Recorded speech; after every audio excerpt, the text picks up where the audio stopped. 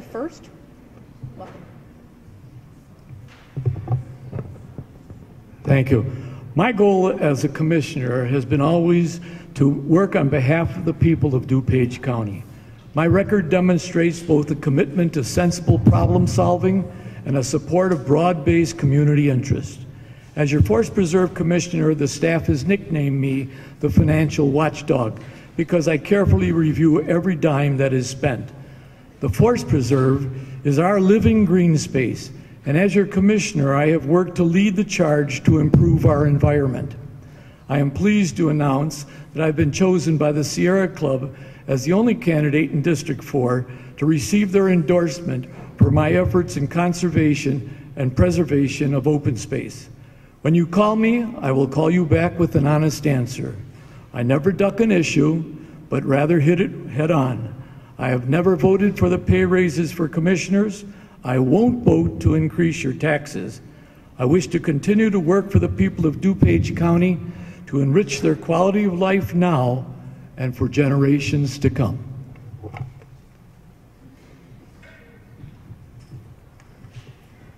Okay, the second person we will hear from is Mr. Tim Whalen.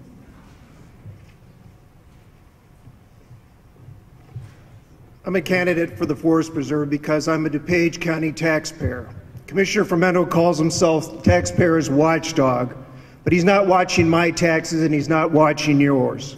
On his watch, he woke up to the fact that an IT department head was diverting $12,000 a month to taxpayers' money over the past year.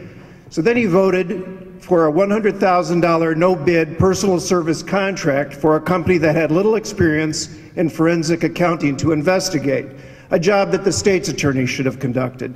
Realizing the folly of that decision, Fermento made a motion and passed a resolution awarding a no-bid personal service contract to a political strategy company called Reverse Spin to pay them $48,000 to spin how he's spending the taxpayers' money.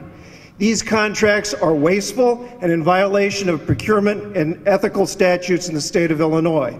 I'm a candidate because I'm a taxpayer in Illinois, in DuPage County, and I want to be your voice to end old-time politics on the Forest Preserve Board. A bit of taxpayers' rage, you bet. Thank you. Have a seat. And we have some questions for you. Here we go. So we'll start with you, Mr. Whalen, since you made your statement second. Please state your opinion on removing health insurance and pension benefits and reducing salary for the part-time job of Forest Preserve Commissioner. You know, I think my opponent is the model for the answer to that question.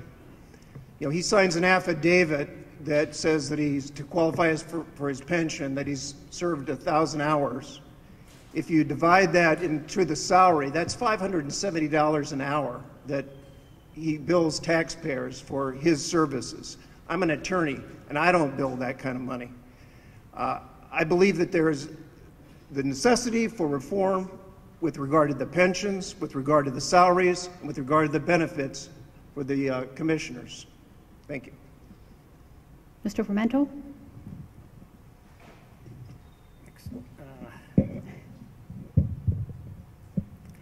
As I indicated in my opening statement, I did not support the increased salaries for commissioners. I attempted to separate the questions so that I'd be able to vote separately on my particular salary. Unfortunately, it was a courtesy that was not extended to me. As far as the health benefits are concerned, we review those very carefully each year.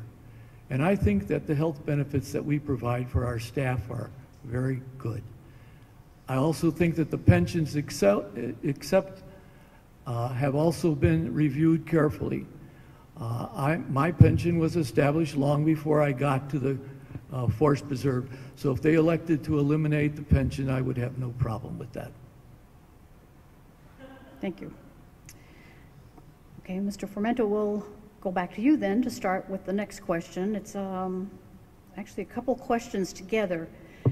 How would you handle the district's nearly $500,000 annual public relations budget specifically the $48,000 no-bid contract awarded to Reverse Spin for crisis public relations. And related to that is the Cook County Forest Preserve District has 1 public relations staff person and DuPage has 6. Is this necessary? Well, from a staffing standpoint, our public affairs program has 6 people involved in it. They work very diligently on producing most of the information that is distributed in our conservationists as well as other activities. As it relates to the reverse spin issue, apparently most people are more distressed about the name than anything else. I look at them as a professional public relations media company. And since our executive director is going to be quitting that job, who's in charge of public relations, I thought it was worth our time to find someone to assist until we were able to find a replacement. During that period of time that he is gone, which will be in the early spring of this year, we will be able to use his salary to underwrite the cost of having a separate firm come in. Mr. Whalen? You know, I think the most recent insult to the taxpayers of this county occurred last week when Mr. Fermento approved a resolution that allowed Reverse Spin to do transparency, a 10-point transparency program and website development. They're a political strategy firm. They have no experience in those areas. And so in order to justify this contract, Mr. Fermento authorized them to work with their public relations staff in order to spin or do whatever they're doing with regard to transparency. It's been 24 years that Mr. Fermento's been on the board, and he's finally getting around to transparency. But are we going to get real transparency, or are we going to get spin? Okay. Thank you. And we'll stay with you, Mr. Whalen, for question number 3. In light of recent events where 2 Forest Preserve employees were accused of misuse of public funds, do you think that the Forest Preserve Board of Commissioners should be held accountable for not having policies and procedures in place to protect taxpayers? It's an issue of leadership. When you're serving on a board, you take the responsibility. You're the captain of the ship. So yes, a Forest Preserve Commissioner has to take responsibility for their employees. In this case, their IT department head and another employee. For a year, were diverting $12,000 a month to companies that benefited them. It took a year. Who was asleep at the wheel? Mr. Fermento? As I indicated before, I watch all the expenditures, and I'm very proud that I do. I will tell you that I questioned every time I saw the $12,000 item come up. And when I discovered that, I went in and I spoke to our financial people, and they demonstrated to me that they had a contract that indicated that this was a legitimate payment.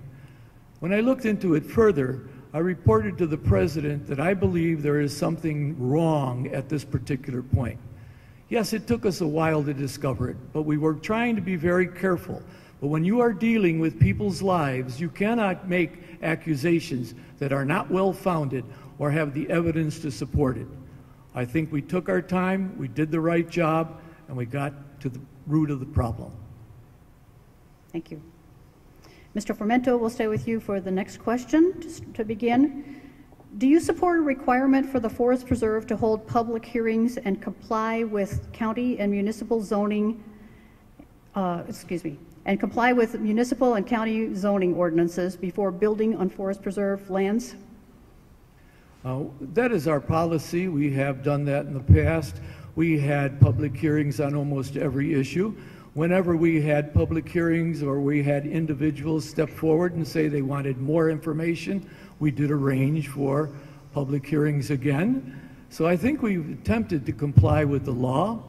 The issue as far as being sure that everybody is informed is part of the reasons why we are developing a transparency program that will further enhance the opportunities for people to get direct information quickly. Mr. Whalen? Would you like me to read it again, since I kind of stumbled over it? Do you support a requirement for the Forest Preserve to hold public hearings and comply with county and municipal zoning ordinances before building on Forest Preserve lands? I support a move to get rid of the intergovernmental agreement that the Forest Preserve entered into with the county when the two boards separated, that allows them to be exempt from zoning laws here in the state of, in the county of DuPage. Anytime that there's a zoning change, the zoning rules, we experienced that with Navistar, where there are required hearings that you have to be conducted, that you have cross-examination, you have presentation of evidence, you have witnesses come forward, you have an airing of what the issues are for the neighbors that are surrounding and for the whole community. Well, the Forest Preserve is exempt from that. They don't have to do that because they made this intergovernmental agreement in 1988 with the county board not to have to comply with those rules. I think it's unconstitutional. Thank you. Mr. Whalen, we'll stay with you to start this next question. Do you believe it is appropriate for board members to take campaign contributions for Forest Preserve, it must be from Forest Preserve vendors and contractors? Let me start over. Do you believe it is appropriate for board members to take campaign contributions from Forest Preserve vendors and contractors? I would say that that doesn't make ethical sense to do that. I know that I've talked to a number of contractors and I've asked them why they don't bid on jobs for the Forest Preserve. And they've, to a voice, have said, you know, it doesn't do any good, Tim, because they always choose the same people. And it's always those people that contribute to their campaigns, to Mr. Fermento's campaign. So no, I don't think that Forest Preserve candidates or commissioners should take donations from contractors. Mr. Fermento? I will tell you that the contributions that I receive are from people who believe in good government, people who believe that we're doing a good job, whether they are contractors, individuals, or attorneys, whatever it may happen to be. Most of these people, I will admit readily, that I've known a long time, and they look at me as someone who is doing a good job and wish to see that I continue to do a good job. So I accept those contributions when they are appropriate. Okay, we've come to the time for closing statements for these candidates, and Mr. Whalen, we'll start with you first with the closing statement. Again, you'll have 1 minute. Thank you. The theme of my campaign has been and is preserving the green. I'll give you new and energetic leadership to preserve the green for our children and for our families. I'll provide the leadership to preserve, protect, and maintain our green space here in DuPage County. But it's not only about the land. It's about being good stewards of taxpayers' money, the taxpayers' green, preserving of that green. And I will provide the leadership of fiscal responsibility that is necessary on this board at this time. I've raised my family here in DuPage County for the last 31 years. I operate a small law firm in Wheaton and Glen Ellen for the last 31 years. And I use the forest preserves, mainly for fishing. And I want to preserve that for all of our families. So I'm asking for your support as your Forest Preserve Commissioner in District 4. Thank you. Mr. Fermento? I want to take this opportunity to thank the Wheaton and Glen Ellen League of Women Voters and the Wheaton Chamber of Commerce for this public information forum. I have stated the reasons why I wish to continue to represent you on the Forest Preserve Board. As a 42-year businessman in Glen Ellen and as your current commissioner, I have the experience, the enthusiasm, and the desire to continue to serve the people of DuPage County as your Forest Preserve Commissioner. I will continue the district's mission, statement for conservation, for education, and for recreation for the benefit of all the people of DuPage County. I ask for your continued support, and I ask for your vote in the March 20th primary. Thank you. And we thank these candidates for being with us this evening.